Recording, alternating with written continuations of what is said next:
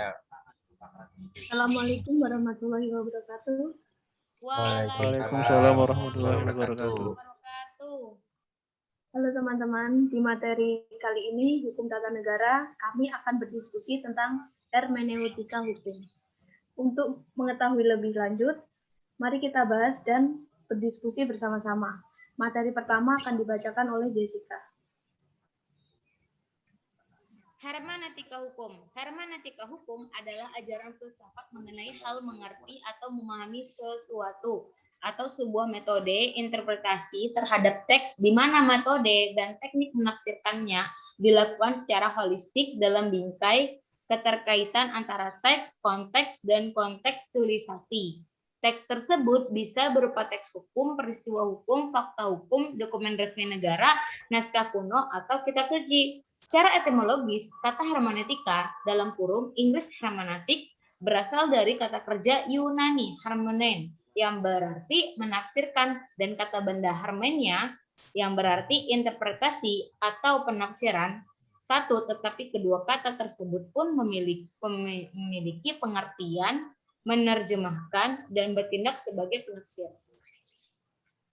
Slide selanjutnya akan dibacakan oleh Hafiz. Tahap perkembangan hermeneutika. Menurut Palmer, hermeneutika berkembang dalam 6 tahap, yakni 1.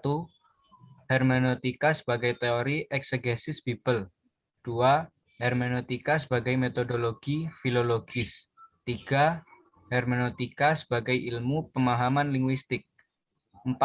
Hermeneutika sebagai fondasi metodologi bagi Geisteswissenschaften. 5. Hermeneutika sebagai fenomenologi Dasein dan pemahaman eksistensial. 6. Hermeneutika sebagai sistem interpretasi atau menemukan makna versus ikonoklasme. Slide selanjutnya akan dibacakan oleh Raffi. Oke. Hermeneutika. Hermeneutika tidak hanya berkembang dalam lingkungan filsafat, melainkan juga merambat jauh dalam berbagai bidang seperti kebudayaan, sastra, literal, politik, dan juga hukum. Dalam bidang hukum sendiri, hermeneutika bergulat dengan hakikat dan metode penafsiran hukum. Hans Kelsen, Francis Lieber, Ronald Dworkin, Peter Goodrich, dan juga sejumlah pemikir hukum lain merupakan tokoh-tokoh yang mengembangkan pemikiran hermeneutika hukum. Kemudian Peter Goodrich menyatakan bahwa teks hukum merupakan suatu wacana politik yang tertahan secara historis, maka harus dipahami sesuai dengan fungsinya sebagai sarana legitimasi. Sementara Lieber merumuskan kaidah-kaidah ilmiah dalam menginterpretasikan hukum. Slide selanjutnya akan dibacakan oleh Andre. Oke. Hermeneutika hukum sebagai metode penemuan hukum dengan interpretasi teks hukum. Menurut Germer, ada 3 syarat yang harus dipenuhi oleh seorang penafsir, yaitu memenuhi subtilitas intelligenti, ketempatan pemahaman, subtilitas exrisandi, ketempatan penjabaran, dan subtilitas asplicandi, ketempatan penerapan. Maka tidak berlebihan jika para pakar hukum, ilmu sosial, dan filsafat beranggapan bahwa hermeneutika hukum merupakan alternatif yang tepat dan kreatif untuk memahami naskah normatif. Kedua, hermeneutik hukum juga mempunyai pengaruh besar dengan teori penemuan hukum. Hal ini ditunjukkan dalam kerangka lingkaran spiral hermeneutika, yaitu proses timbal balik antara kaidah-kaidah dan fakta-fakta. Karena dalil hermeneutika penjelasan bahwa orang harus memodifikasi fakta-fakta dalam bingkai kaidah-kaidah dan menginterpretasi kaidah-kaidah dalam bingkai fakta-fakta. Oke. Slide terakhir akan dibacakan oleh Akil. Hermeneutika hukum penting digunakan oleh para hakim pada saat menemukan hukum. Penemuan hukum oleh hakim tidak semata-mata hanya penerapan peraturan-peraturan hukum terhadap peristiwa konkret, tetapi sekaligus penciptaan hukum dan pembentukan hukumnya.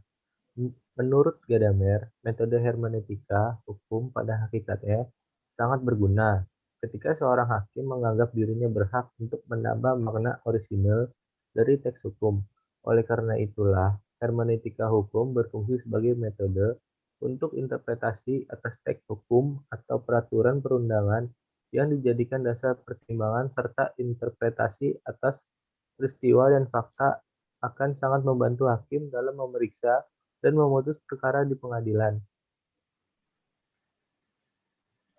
Ya, untuk kali ini apakah ada pertanyaan?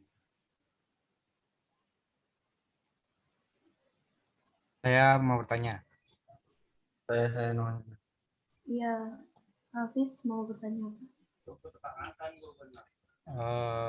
Apakah bisa hermeneutika hukum disandingkan dengan Al-Quran? Baiklah, untuk pertanyaannya kita tampung dulu. Selanjutnya apakah ada pertanyaan lagi?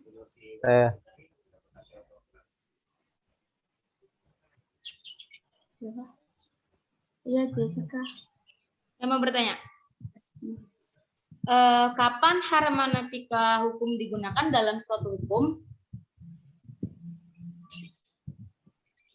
Apakah ada yang bertanya lagi?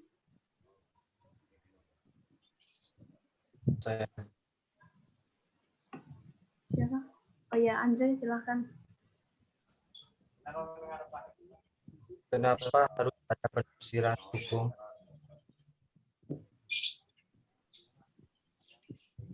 Ada lagi? Kalau tidak ada, saya akan bertanya. Menurut Palmer, hermeneutika terbagi menjadi 6 tahap. Apa sih yang melatar belakangi hal tersebut?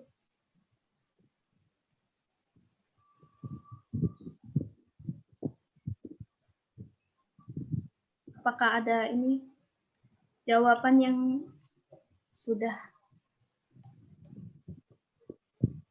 Siapa yang akan Saya ingin menanggapi pertanyaan dari Hafiz.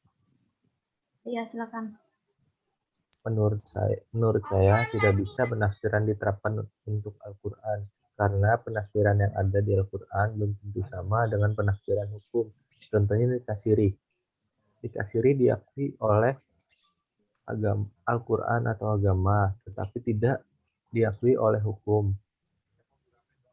Seperti itu mungkin bisa diterima oleh Hafiz. Baik, terima kasih. Sama-sama. Selanjutnya, siapa yang bersedia untuk menjawab?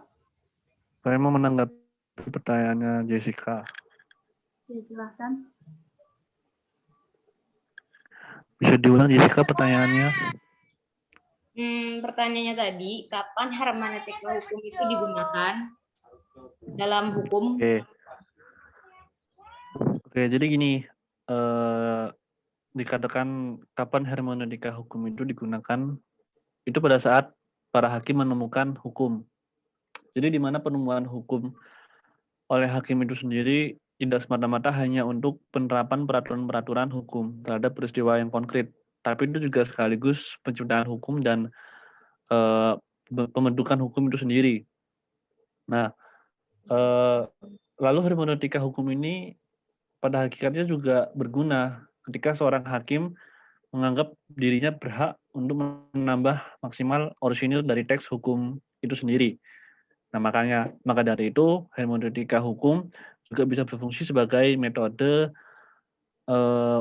untuk interpretasi atas teks hukum atau peraturan yang bisa dijadikan dasar pertimbangan serta interpretasi atas peristiwa dan fakta yang nantinya sangat membantu si hakim itu sendiri dalam memeriksa dan memutus perkara di pengadilan nanti. Gimana Jessica, apa udah paham? Oke, paham. Sudah bisa diterima. Lanjut pertanyaan yang ketiga. Siapa yang bersedia menjawab? Saya. Iya, silakan. Tadi Andre kan tanya itu, kenapa harus adanya penafsiran hukum? Kalau menurut aku sih ya penafsiran hukum itu ya wajib ya harus ya justru itu menjadi seorang hakim itu ya nggak mudah gitu loh. Kayak misalnya juga menjadi seorang ustadz. Menjadi seorang ustadz juga nggak mudah bagi kalangan agama. Soalnya dia harus tahu penafsiran dari Al-Quran itu sendiri. Sama seperti halnya seperti hukum kayak hakim. Hakim juga harus tahu yang mana yang namanya maksud dari hukum tersebut. Karena semua hukum itu ada penafsirannya tersendiri-sendiri. Kayak misalnya hukum tata negara, kayak hukum pidana, semuanya ada penafsirannya dan ada kelompoknya masing-masing yang harus dipahami oleh seorang hakim. Makanya justru itu kenapa harus adanya penafsiran hukum, karena itu sangat penting, karena itu udah menjadi dasar suatu hukum dan pengambilan suatu kan yang namanya hakim tuh nggak semena-mena mendakwa atau menghakimi, tapi dia juga ngelihat kayak filsafat-filsafatnya dari buku ini, dari maupun tertulis maupun tidak tertulis. Makanya menjadi seorang hakim itu tidak semena-mena untuk mendakwa, tapi dia juga kembali lagi ke filsafat-filsafat hukum agar tidak semena-mena dalam mendakwa dan sesuai dengan undang-undang yang ada di dalam negara. Mungkin cukup begitu. Memasuki pertanyaan terakhir, siapa yang bersedia untuk menjawabnya? Saya. Silakan. Jadi di sini tadi Irin bertanya, menurut Parlemen Hermeneutika terbagi menjadi 6 tahap. Apa yang menerangi tersebut? Oke. Secara historis, istilah hermeneutika atau hermeneus selalu dikaitkan dengan tokoh Hermes dalam mitologi Yunani kuno yang bertugas menafsirkan kehendak dewata, oracle, dengan bantuan kata-kata manusia. Hermes dianggap sebagai pembawa pesan atau tempatnya memberikan pesan dewata dalam bentuk-bentuk kata-kata sehingga dapat dipahami. Dalam perkembangan kemudian, istilah itu dikaitkan dengan penafsiran kehendak Tuhan sebagaimana terkandung dalam ayat-ayat kitab suci. Maka dalam konteks itu istilah hermeneutika lalu memiliki pengertian, pedoman atau kaidah dalam memahami dan menafsirkan teks-teks yang bersifat otoritatif sebagai dogma dalam kitab suci. Oke, terima kasih. Terima kasih atas penjelasannya semua. Saya akan menutup sesi pertanyaan ini karena pertanyaan sudah terjawab dengan baik. Mungkin cukup sekian diskusi kali ini. Terima kasih atas perhatiannya. Apabila ada salah kata, mohon dimaafkan. Wassalamualaikum warahmatullahi wabarakatuh. Waalaikumsalam Waalaikumsalam warahmatullahi wabarakatuh.